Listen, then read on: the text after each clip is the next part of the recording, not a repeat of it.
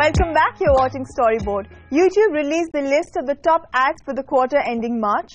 Given that the ICC Cricket World Cup was the big event of last quarter, it isn't surprising to note that ads that were released during and around the tournament dominate that list. Here's a look at the top 5 in descending order.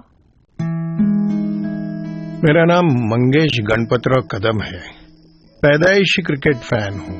एक दिन wicket के कुछ ज्यादा ही पास keeping का शौक हुआ और उड़ गई साइड स्क्रीन। रिटायर हर्ट हुआ पर रिटायर नहीं हुआ। तब से आज तक हर मैच सुरेश की आंखों से देखा है। सुरेश मेरा बेटा। फिर वो दिन आ ही गया। सुरेश को खुद की अपनी नई पार्टनरशिप शुरू करने का दिन। सोचा अब मैं भी कब तक खेलूं। अब मेरा वो आसमानी रंग सिर्फ आसमान ही पहनेगा। ओह, that was so close. कौन? मुझे नहीं लगता उसने बैट ग्राउंड किया। I think his bat is in the air. Dravid? Mr. Kadam? This is unbelievable. No sir, you are unbelievable. ये टूर्नामेंट में आपके साथ देख लूं?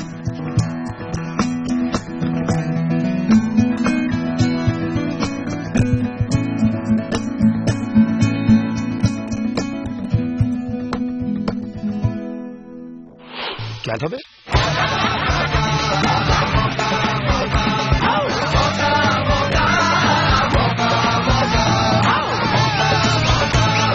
ये वर्ल्ड कप नहीं, ये है world versus India. ICC cricket world cup live star sports network पर।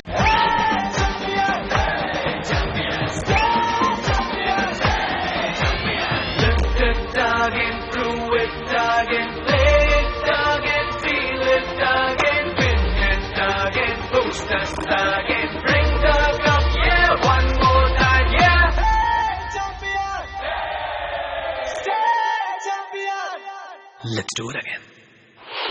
And that's going to be a big one. Seat पे बम अब टिकता नहीं। अब अभी बम क्यों फ्लॉप हो गया ना? ट्राई तो मारो ना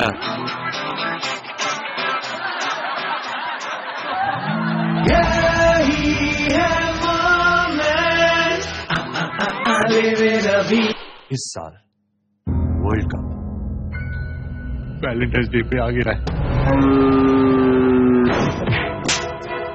पिच जो भी हो, लाइनअप सावन का।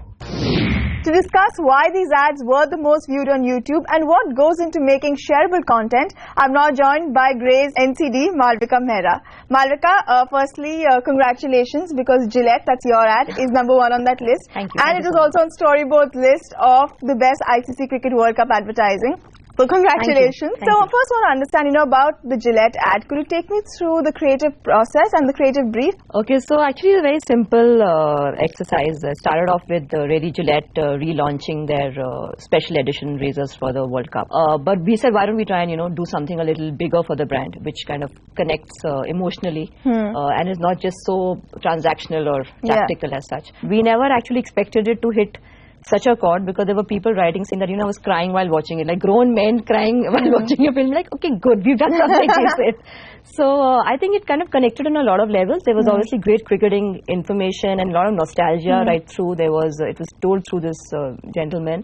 And I think what I kind of liked, the way we've used the celebrity, which is Rahul Dravid in this case. I don't think he came as a force fit or as like... He came only in the end. He came only in the end, and I think in a very elegant manner, if I may say so myself.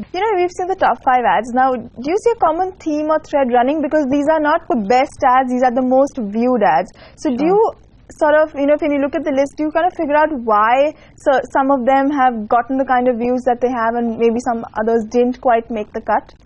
Okay, so out of the top 5 list, I love Mauka Mauka. I think that was awesome. Gillette, obviously. But, Mauka Mauka was the big really, ad of the World fantastic Cup, work, and hats off to the team who did that. It's really awesome work. And I think what really works is, I think it's a no-brainer in our country. Emotions work. I think music is a very, very big part. I think Bollywood usually works. But you have to do that well. Yeah. I'm not sure if it's kind of done well in all the films that which are in the top 5 right now. But I think Mauka Mauka worked essentially, I think, because it was, first of all, if you can manage to get like a catchphrase, like something like a Takiya Kalam you can hold on to, I think that really worked because everybody was saying Mauka Mauka.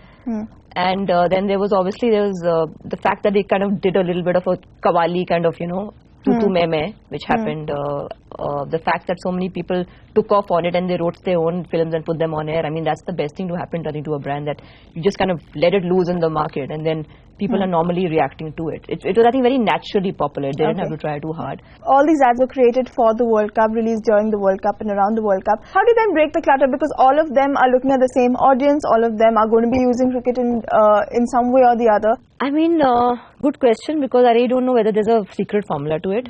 I think in the case of Gillette, it was not a loud, rara kind of song and dance film, and it connected on a very kind of core level. I think with Mauka Mauka, it was the opposite, which was absolutely, and again, that can also connect, which was music, like I'm saying. For me, I think that was the biggest thing. And those are not very long ads also. Yeah, they were quick and they were over and out. And what I liked was there was a freshness in Mauka Mauka because after every few days, with each match, you had like a different set of creatives coming up. And I think it was amazing that the teams could think of, creatives really quickly and kind of put them on air. So I think the repeat viewing kind of helped in Mauka Mauka. We've seen a lot of brands piloting their films on YouTube, creating longer versions for YouTube. Has YouTube now become a part of the creative brief, and how do you then use it efficiently? I don't think it's a given. I mean, it's not like the clients are okay, we know, but I'd have to say that the most famous 5 words last year was, let's do a viral film. I mean, literally, like, everybody was like, let's do a viral film. I'm like, okay, dude. But the thing is, suddenly what the clients also seem to think that it'll be cheaper, or it'll be, it's a YouTube. So, I mean, the production values and all never change. I mean, in fact, they have to be equally at par or better. So, I don't think it comes as a diktat always, but I think what clients are really trying to tell you is, make me a popular film. And whether it's a 30-second film which comes on TV or whether it's a 4-minute on YouTube, I don't think they're that fussed. I just think YouTube formats or longer formats allow you to tell a story better. Like we could have never done the Gillette. I was going to come to that because you see, most brands now go for these long duration films. You have 30-second edits on TV. But how do you then, justify each second without making it self-indulgent? Because a lot of films do end up being that. Yeah, some of them are self-indulgent. I mean, I could edit few. Like, if I could, I really would. So, I mean, I think we do tend to get, especially creative, we tend to get very carried away with our own work and we're in love with it. I mean, you've got to pull back after a point, and I think the best thing to do is show it to a couple of people, show it to non-advertising folk, and be brutal with your own work. My last question to you, since your ad was #1 on that list, I'm going to put you in the spot and ask you, how do you make rewatchable and shareable content? Like I'm saying, no formula, honestly, no formula. I think if you can go a little bit against the grain at that point, it I think sometimes helps. Okay, Malvika, thank you so much. We're going to take a short break here. When we come back, we take you behind the scenes of Urban Ladder's latest TVC shoot.